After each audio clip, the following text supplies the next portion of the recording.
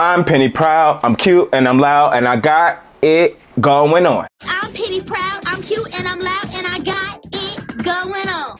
I'm Penny Proud, I'm cute and I'm loud and I got it going on. What's up everybody, welcome or welcome back to my channel. Happy Valentine's Day. Shout out to all my married couples out there. Shout out to all my people that are in relationships. Shout out to all my people that are in toxic relationships. Whether you with your baby mama or baby daddy or some type of ex-girlfriend or boyfriend. Shout out to y'all.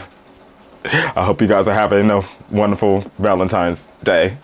Please leave all toxic relationships in 2024. For this video, I will be discussing Penny Proud and her past love interests. I was gonna say past boyfriends, but from my perspective, Penny only had one singular boyfriend. But regardless, I'll be talking about all of the boys that Penny Proud was interested in the past flings, past boo things, whatever. So before we get started, theme song.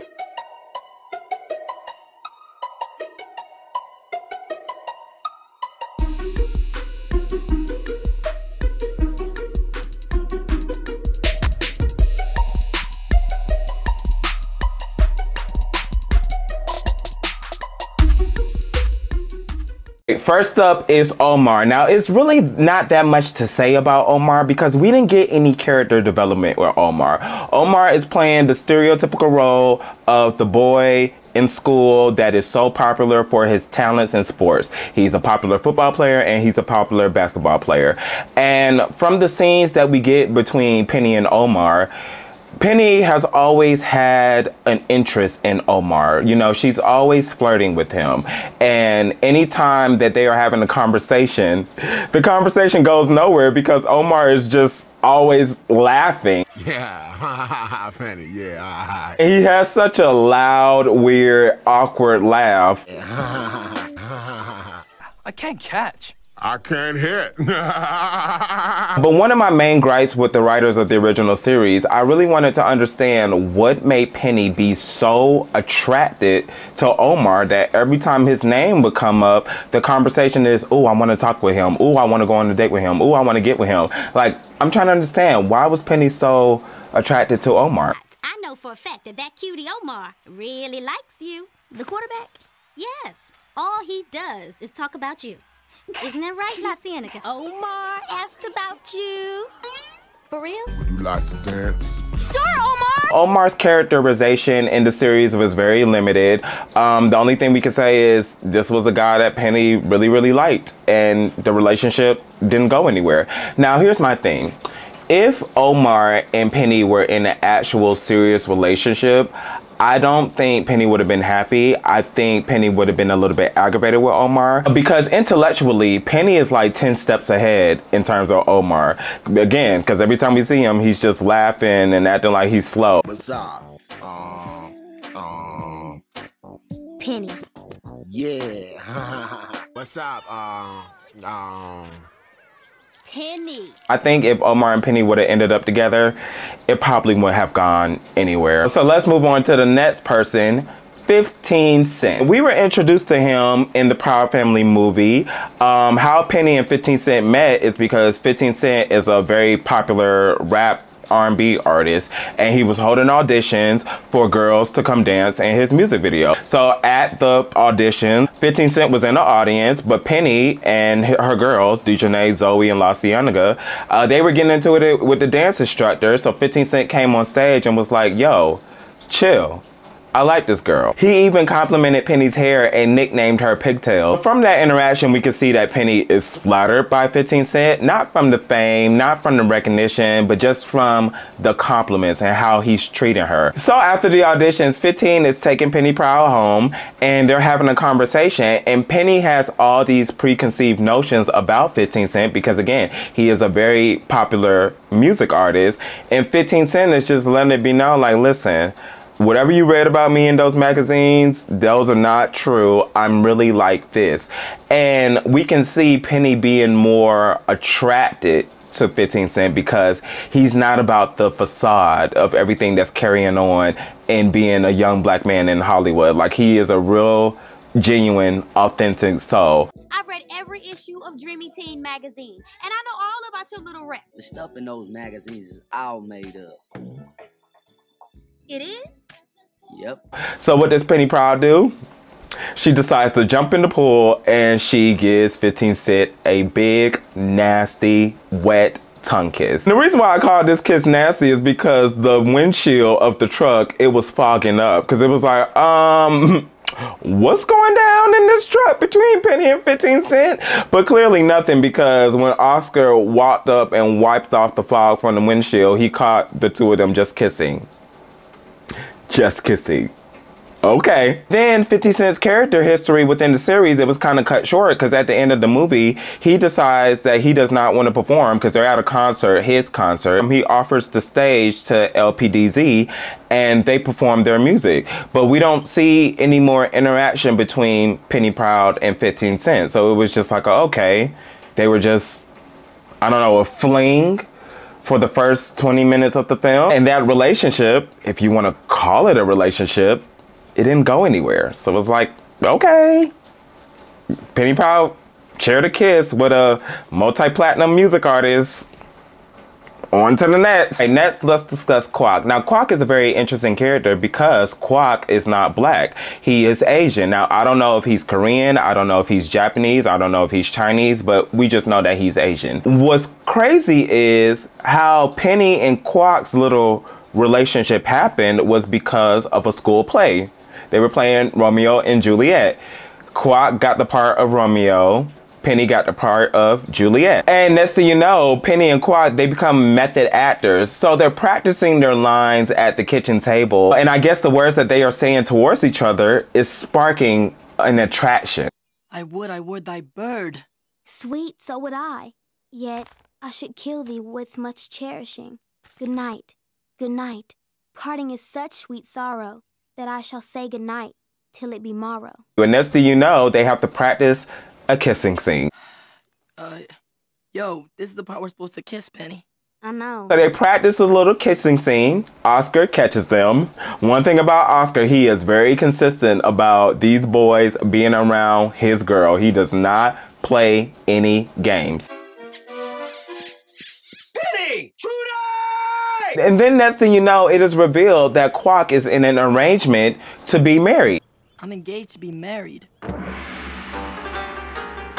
Now here's where things get interesting because, as I said, Penny and Quack, they are literally actors in the play. They are playing Romeo and Juliet, and they're supposed to keep it strictly professional. Once Penny discovers that Quack is in an arrangement to be married, she feels some type of way. So she confronts him at the fast food joint where Quack is working at. You're 14 and you're engaged to be married?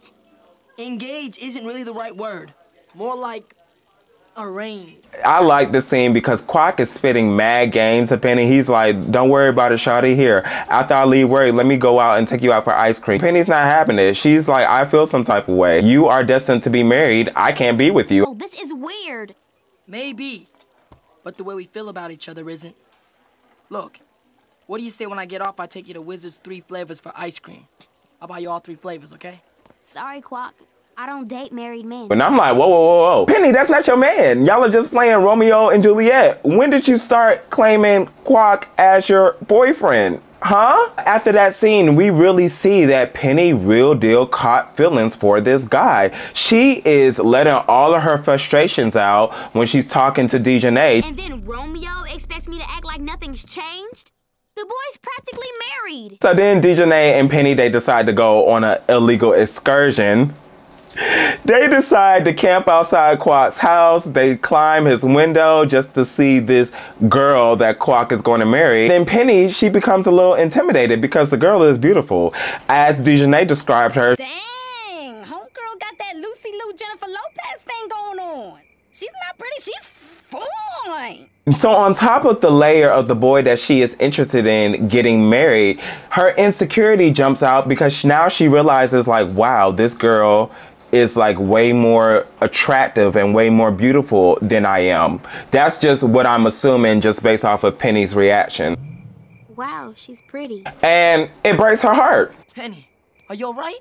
I will be if I never see you again. So now Penny is in bed crying her eyes out. She doesn't want to do the play. The mom has to come and motivate her like, Penny, come on now. You can't let this boy your acting career, even though Penny doesn't have an acting career, but y'all get what I'm saying. So next thing you know, Penny gains the courage to do the play, and while they are acting out their lines, Quack doesn't even say his lines. He's telling Penny, look, I called off the engagement. Me and this girl, we not getting married anymore. And Penny is satisfied. We couldn't stand each other. The marriage is off.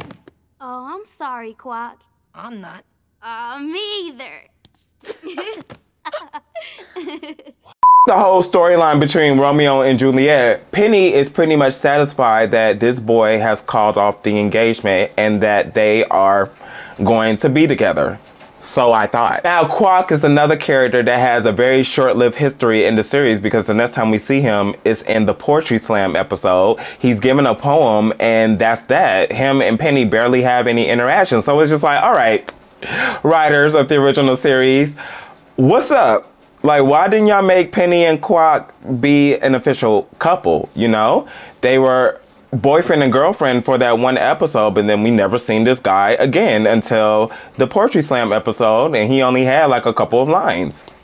Now, do I believe that if the writers had some sense and they would have made Quack and Penny be in an official relationship, do I think the relationship would have been successful? I think so. I really feel like there was a genuine attraction and a genuine bond between Penny and Quack, and I would have loved to see where that relationship would have ended up. Now, again, it's a shame that Quack, along with all the other guy characters, suffered from weak character development because we would have loved to see where Quack and Penny's relationship would have ended up. But I can say that the times that Quack and Penny had an interaction, Penny, that was her very first experience with love.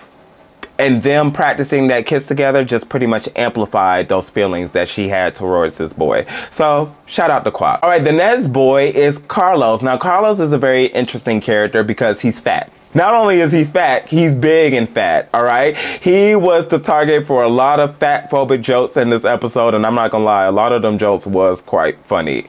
I'm just keeping it real. You know what, La Cienega, if you say one more thing. That's okay, Penny. I'm bigger than that.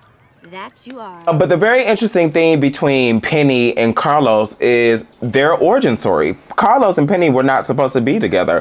Carlos was supposed to be with La Cienega per her rules. The first boy that talks to you is the boy you're with. What's up, La Cienega? Remember me? Penny makes her way over to some Hispanic guy, and La Cienega, being the hater-ass bitch that she is, she gets jealous. So La Cienega realized that Penny left her twins uncared for. It's like, Penny, how the hell did you leave BB and Cece in the middle of a carnival? Like, what are we doing? So Penny takes BB and Cece, she drops them off at the daycare facility of the carnival, and by the time she comes back, La Cienega steals the guy that Penny was originally talking to, and she is stuck with Carlos. Now, Carlos and Penny's relationship, it started off a little rocky because, again, Penny wasn't feeling Carlos. That's not the guy she was interested in talking to, but she decides to give him a chance because they're out of carnival together. Let's not waste our time. Let's go have fun. They attempt to go on rides. Carlos cannot do any of the rides because he is too big.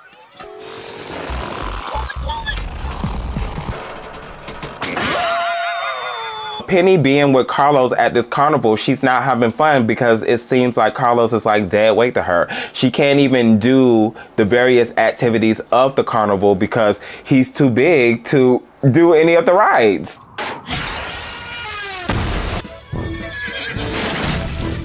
And next thing you know, BB and Cece, they are caught on a roller coaster, and Carlos, he plays Superman, and he saves BB and Cece from the ride. And with that heroic activity, that sparks the attraction that Penny finally gains with Carlos. You were so brave. Thank you, Carlos. Oh, ain't no big thing. And they are spending intimate time together, and then they play this game. Carlos wins Penny a stuffed animal. For you, Penny. Thank you, Carlos. And then Penny admits to Carlos like, wow, I'm really having a good time with you. And then Carlos, he's holding Penny accountable like, yeah, you are having a good time with me. I bet you thought that you wasn't going to have a good time with me, right? And Penny keeps it real like, yeah, I didn't think I was going to have a good time with you, but I'm really enjoying myself. Carlos, I really had a good time. You didn't think you could have a good time with me, did you? No, I didn't. I'm glad I did. Now, what's beautiful about this episode is once again, Oscar is raising hell saying, I don't want you dating until after you're married. Carlos comes and drops off the bear that Penny left because that was the prize that he won for her. And, you know, Oscar is rude to Carlos because it's like, he sees a boy trying to talk to his girl. Oscar don't care about size. He don't care about race. He don't care about ethnicity. He don't care about culture. He don't care about none of that. He don't want any of these little boys talking to Penny. And Oscar is legit father of your year. I mean, you can't hate on him. You really can't. But the very beautiful wrap up about this episode was when Oscar and Penny are having a moment in her bedroom. Oscar's like, I don't want you dating any boys. And who is that one boy? Yada, yada, yada. And Penny's like, Dad, I'm really attracted to this guy because he's nice. He showcases chivalry. He is very well spoken. He's very well considerate. He has a lot of qualities that remind me of you, Dad. When I first saw Carlos, I thought this definitely won't be my first love. But as the day went on, I saw another side. He's smart, brave. Actually, he reminded me a lot of you, Daddy. That big guy? And Oscar, he's kind of taken aback, like, oh, okay, wow. And then it kind of like opens up his mind, like, you know what? Well, maybe I can allow you to date this boy. So then at the end of the episode, we see Penny and Carlos. They are doing homework together. You know, it was a very well-rounded storyline involving Carlos and Penny. But again, his character development was cut short because we only saw Carlos in one episode. We have not seen Carlos in any other episodes of the original series. Do I think Carlos and Penny would have had a successful relationship if they would have ended up together past more than one episode? I think so. I think that Penny had the opportunity to develop authentic feelings for Carlos. They weren't superficial. She wasn't caring about his looks. She wasn't caring about his size. She actually was attracted to Carlos' personality and they were having fun together. So if they was to be boyfriend and girlfriend, I think it would have been an okay relationship. I don't think the relationship would have lasted, but I think they would have been happy together. Now, what the writers should have done, they should have had an episode where Carlos loses his weight. He becomes an attraction to all the females in the school, and Carlos is paying no mind to all the girls like La Cienega and Dejanay and Zoe and all the girls that were commenting and making jokes about his weight. He's paying no mind to all those girls. He only wants to be with Penny, and Penny doesn't want to be with Carlos because Carlos has pissed Penny off in the past about something real petty or stupid. That is a storyline that the writers should have explored, and that would have been a very interesting dynamic between Penny and Carlos, but unfortunately we didn't get that. So let's move on to Frankie. Now, the thing about Frankie, I really thought that Frankie was going to be Penny's main love interest because we were introduced to Frankie with Penny and Frankie playing football in the park against each other, and Frankie was doing a whole lot of talking, and Penny had to prove him wrong. Like, look, I'm going to win this game and you're going to be bowing down and kissing my feet. So what you saying? You want to bet? Yeah, homie, where you from? Losers, meaning you, buy us ice cream. Okay, you're on. I like sprinkles on my ice cream. Right, then the next thing you know, Frankie and Penny, they develop a competitive relationship against each other. Now, I will say Frankie's characterization was so accurate to a stereotypical middle school boy or a high school boy, because back in the early 2000s, if a boy was attracted to a girl, the best thing to do was to challenge that girl, saying, hey, I bet you can't drink your chocolate milk faster than me. Hey, I bet you can't beat me running across the hallway. That's what the majority of middle school boys did. If you were interested in a girl, you would challenge the girl. Like, we didn't have the skills to communicate and say, hey, I think you're pretty, or hey, can I carry your books, or hey, can I walk you to class? It was none of that. it was, hey, I bet you can't beat me at Mancala. Like, it was a competitive nature between boy and girl. And if the girl would have won any of the petty little challenges that was originated from the little boy, then that would kickstart the little attraction, and that would kickstart the little girlfriend and boyfriend relationship in middle school and high school. So with Frankie and Penny, that's what we saw. It was a competitive spirit between the both of them. So a little backstory with the episode: Penny wants to play football. The reasons for her wanting to play football was definitely because of Frankie talking. Okay, that's the problem with you little boys. You can't stand it when a girl beats you at a man's game. A man's game is what we playing out here. She wasn't allowed to play football because she was a girl, so she had to go to the news, gain publicity, go to court, gain public support, and then we saw the public support when you saw Sugar Mama saying, "Put my grandbaby in the game."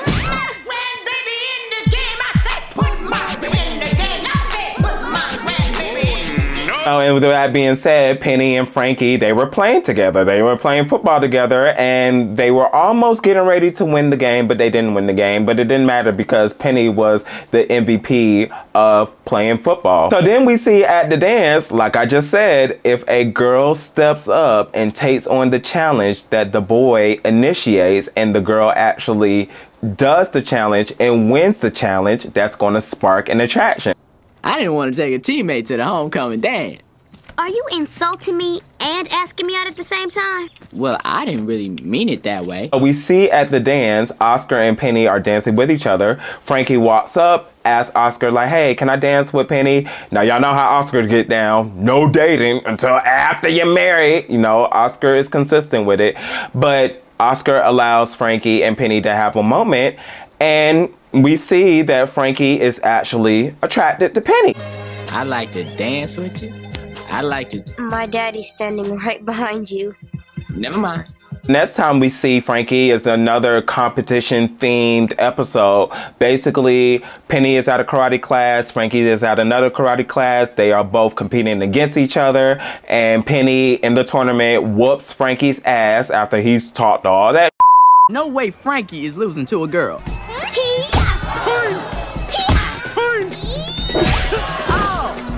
But unfortunately, I don't know what's up with the writers, we didn't get a moment with Frankie and Penny after the tournament. So the next time we see Frankie is in an episode with Johnny Lovely. Now, the Johnny Lovely episode was very interesting because Johnny Lovely is like the face of positivity and the face of chivalry and treating people with respect. So we got Johnny Lovely being his authentic self, and that causes all the girls in the school to be attracted to Johnny Lovely. Now, Penny is not giving Johnny Lovely the time of day until they have an interaction, and she's like, "Oh, okay, I like this guy. He's treating me better than all the other boys in the school."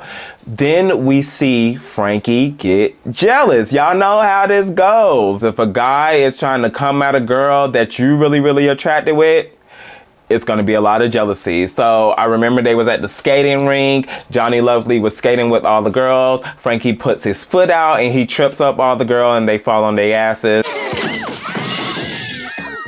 I guess you lost your balance, Lily. Then next thing you know, Johnny Lovely disappears because the fathers are upset because Johnny Lovely is treating their daughters like they are respectable women. It's so weird. You're angry with this young man for opening doors for your daughters? Yeah! For what? Being a gentleman? But then at the end of the episode, when they discovered that Johnny Lovely was just a symbol of positivity because his name was on a street corner, we see Frankie takes off his jacket and gives it to Penny. Why don't you take my jacket, Penny? It's getting a little windy. Thank you. So again, that makes me think like, wow, okay, so Penny and Frankie, they really are boyfriend and girlfriend, but that was the last time we saw Frankie. We see a little cameo appearance in the Louder and Prouder episode when, once again, Frankie and Penny Proud, they are competing against each other. This time the sport is basketball. You may be all right in football, but there's no way a girl is going to beat me in basketball. Believe that. You still haven't learned, have you? You Well, overall, Frankie and Penny's relationship is the stereotypical opposites attract. Guy and a girl, they don't see eye to eye at first, but next thing you know, they find each other attractive. We've seen that in Sister Sister with Tamara and Jordan. We see that in Young Justice with Artemis and Kid Flash. And so we saw it here with Frankie and Penny Proud. But again, we didn't get that much of a character development with Frankie. Now, he has a reoccurring theme of this is the girl that I like competing with, and there's like an undertone attraction between the two of them.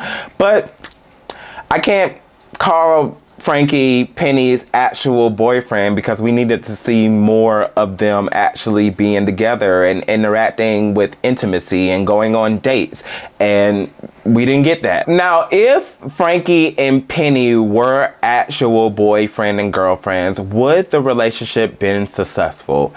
I think they would have been arguing a lot. I think Penny would have grown tired of the anything you can do, I can do better mentality.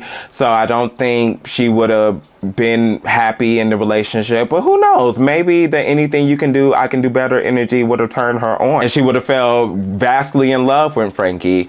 But again, we didn't get that opportunity because Frankie, just like all the other boys that Penny was interested in, they fell victim to no proper character development. Damn, writers of the original Proud Family series, like, what's up? Why can't y'all allow Penny to have an actual boyfriend and see her relationship blossom?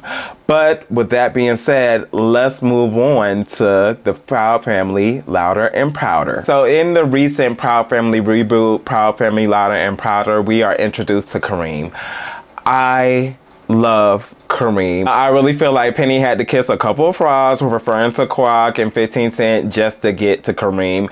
Kareem is legit the perfectly made boyfriend for Penny. We're introduced to Kareem in the second episode of the series. They are doing homework together. Penny gets in trouble because she has a boy in the house and they're all alone by themselves together. But Kareem, he is extremely nice, extremely respectable to the parents. He compliments Trudy. Wow, Penny.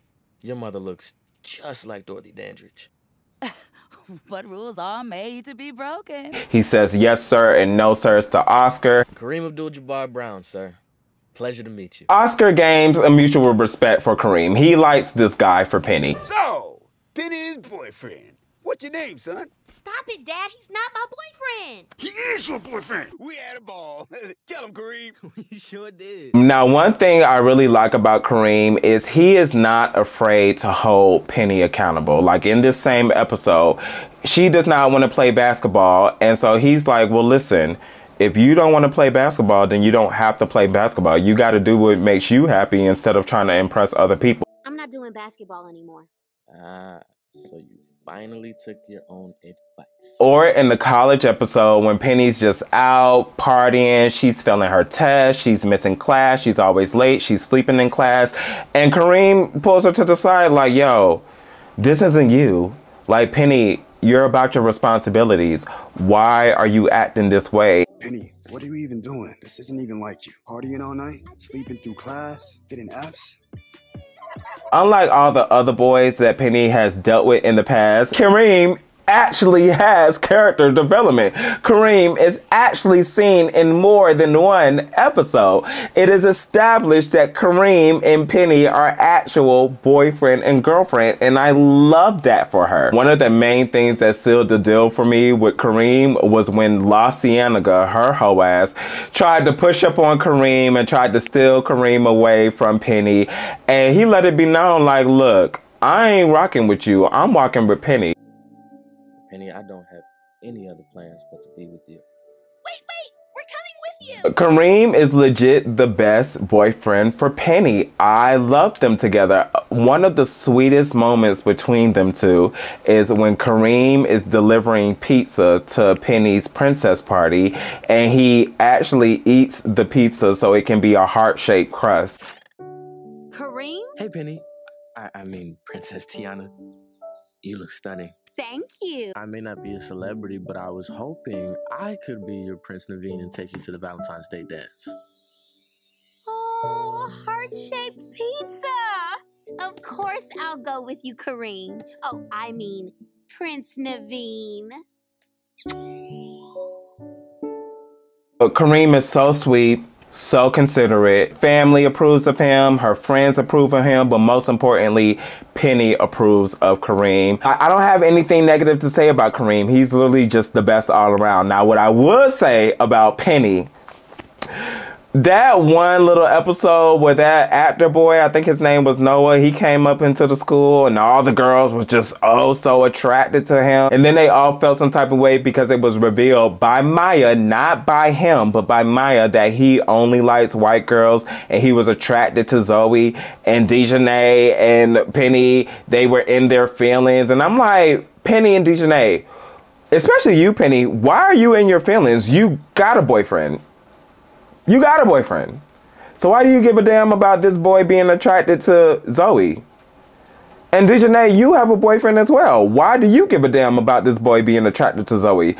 I'm gonna have to make a whole nother video dissecting that whole episode, because that episode was just extremely problematic. Like, I understand the direction that they were trying to go with, but the execution, it just wasn't there. It just wasn't there. So that deserves its own video. I just have to get my mind and get my thoughts together if I'm going to talk about that particular situation. But other than that, Penny, don't around with Kareem. Like, this boy is better than any of the other boys you have dealt with in the past. This is your man. This is your potential husband. Do not screw this up, Penny Proud, because Penny Proud is known for just it up. She better not this up with Kareem, because I love them being together. But yes, that is the history of Penny Proud and all the boys that she has dealt with in the past. And again, none of them niggas that she's dealt with holds a light to Kareem. Kareem is literally like the best boyfriend ever. And again, Penny better not